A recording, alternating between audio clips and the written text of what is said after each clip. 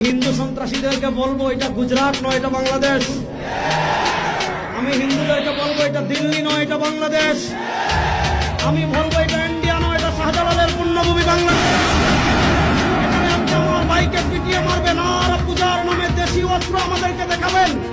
যদি আমাদের সাথে আপনারা খেলতে চান, মাঠে আসেন, আমরা খেলার জন্য প্রস্তুত।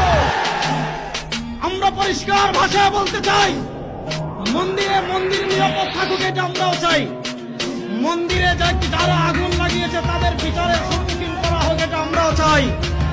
কিন্তু আমার নিরীহ মুসলমানদেরকে যারা ঘন্টার পর ঘন্টা বন্দি রেখে তাদেরকে যারা পিটিয়ে শাহাদাত বরণ করেছে, মনে রাখবেন মুসলমানের রক্ত পান করে পৃথিবীর কেউ নিরাপদ থাকতে পারে নাই, আপনারাও পারবেন না।